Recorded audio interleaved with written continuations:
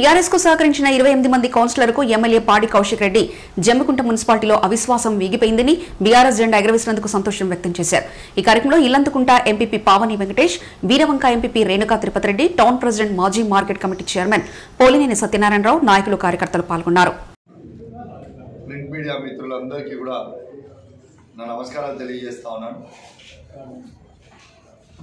ఇవాళ తెలంగాణ రాష్ట్రంలో తెలంగాణ తొలి ముఖ్యమంత్రి కేసీఆర్ గారు తెచ్చిన తెలంగాణలో కేసీఆర్ గారి మీద నమ్మకంతో మొట్టమొదటి 10 సంవత్సరాలని ఇవాళ కేసీఆర్ గారికి అవకాశం ఇస్తే కేసీఆర్ గారు అద్భుతమైన అభివృద్ధిని ఈ 10 సంవత్సరాలలో తెలంగాణని చేయడం జరిగింది. ఈ భారతదేశంలోనే అన్ని రంగాలలో దాదాపు నంబర్ 1 తెలంగాణ ఉండేటట్టు తెలంగాణ తొలి ముఖ్యమంత్రి కేసీఆర్ గారు చేయడం జరిగింది. అదేవిధంగా తెలంగాణ ప్రజలకి అభివృద్ధితో పాటు ఎన్నో సంక్షేమ పథకాలని ఇవాళ పెట్టి అద్భుతమైన సంక్షేమ పథకాలు పెట్టి ఇవాళ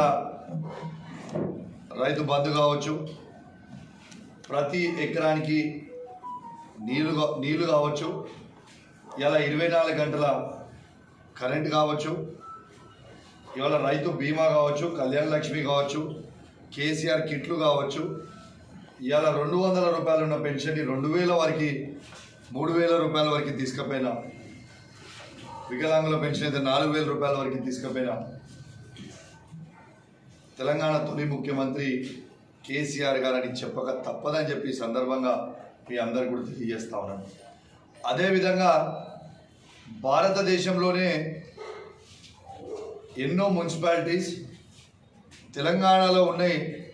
భారతదేశంలోనే అద్భుతమైన ప్రైజులు వచ్చినాయి కూడా మీ అందరు కూడా మున్సిపాలిటీకి మీ అందరు కూడా చూసిండ్రు. ఇవన్నీ కేసీఆర్ గారు కేటీఆర్ గారు చేసిన అభివృద్ధి సంక్షేమంది కూడా మీ అందరు చూసిండ్రు.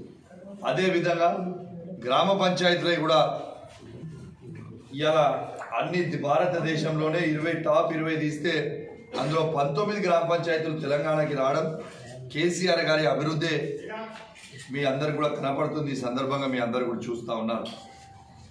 అదేవిధంగా కేసీఆర్ గారి నాయకత్వంలో ఆనాడు స్థానిక లోకల్ బాడీ ఎలక్షన్స్ అయితే మున్సిపల్ కావచ్చు, ఎంపీపీలు కావచ్చు, జెడ్పీటీసీలు కావచ్చు, తెలంగాణ వ్యాప్తంగా మెజారిటీ మున్సిపాలిటీస్ని మండలాల్ని కైవసం బీఆర్ఎస్ పార్టీ కేసీఆర్ గారి నాయకత్వంలో చేసుకోవడం జరిగింది. ఇవాళ అద్భుతంగా ప్రజలు ఆ రోజు ఇచ్చిన తీర్పు ప్రకారం కేసీఆర్ గారు కూడా అద్భుతంగా పనిచేశారు. మొన్న జమ్మికుంట పట్టణంలో 2 నాయకులు చేయబట్టి అవిశ్వాసం పెట్టి ఇబ్బంది పెట్టే ప్రయత్నం చేసిండు. కానీ నేను ప్రత్యేకంగా ఇలా 28 మంది కౌన్సిలర్లకి, మా బీఆర్ఎస్ పార్టీ 28 మంది కౌన్సిలర్లందరికీ కూడా మాకు సహకరించినందుకు మీ అందరికీ కూడా నా చేతులు జోడించి మరీ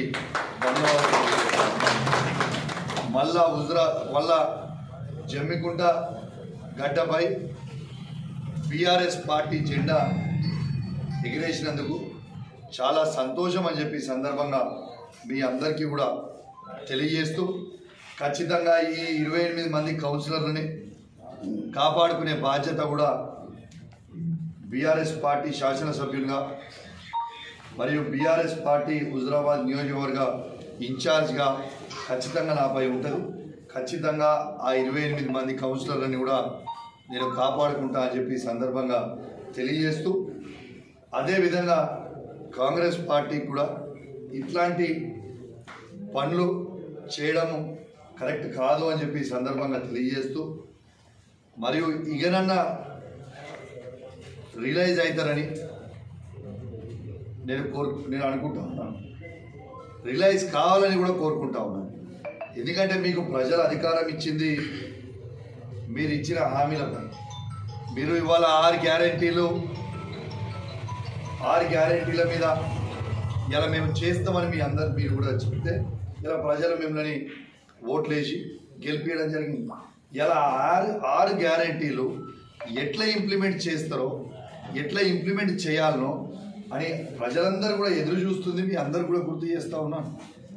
అది చేయకుండా ఇట్లాంటి పనులు చేయడం కూడా సరికాదని తెలియజేస్తా ఉన్నాను. తక్షణమే నేను ఖచ్చితంగా నా హుజురాబాద్ నియోజకవర్గ ప్రజల్ని కోరుతా ఉన్నాను. ఎవరు కూడా మున్సిపల్ కరెంటు బిల్ కావచ్చు, మొత్తం కరెంటు బిల్ ఏదైనా కావచ్చు 200 యూనిట్ లోపల ఫ్రీగా ఇస్తామని గౌరవ ముఖ్యమంత్రి గారు మంత్రి గారు చెప్పడం జరిగింది. ఎవరు కూడా 200 యూనిట్ లోపల ఉన్న వాళ్ళందరూ కూడా ఎవరు కూడా కరెంటు బిల్లు కట్టకండి. ఎవరైనా మిమ్మల్ని కట్టమని అడిగితే ఆ రోజు ముఖ్యమంత్రి గారు మరియు వాళ్ళ మంత్రి కోమటిరెడ్డి వెంకటరెడ్డి గారు చెప్పారు, మా వీడియో చూపించమని చెప్పారు. వాళ్ళు ఎవరైనా వస్తే ఆ వీడియో చూపించండి, నా వీడియో కూడా చూపించండి, నేను చెప్పింది కూడా మీరు చూపించండి. ఎవరు కూడా కరెంటు బిల్లు కట్టకూడదు. ఆ కరెంటు బిల్లు అన్నీ కూడా కాంగ్రెస్ ప్రభుత్వం కడుతుంది. కాబట్టి 200 యూనిట్ లోపల ఉన్న వాళ్ళు ఎవరు కూడా కరెంటు బిల్లు కట్టకండి. అదేవిధంగా రుణమాఫీ కూడా మేము డిసెంబర్ 9th వరకే చేస్తామని చెప్పారు. ఇది మేము చెప్పింది కాదు, నా విమర్శ కాదు. ఇలా కాంగ్రెస్ పార్టీ ముఖ్యమంత్రి గారు చెప్పిందే గుర్తు చేస్తా ఉన్నా తప్పితే నేను వేరే ముచ్చట చెప్తానండి.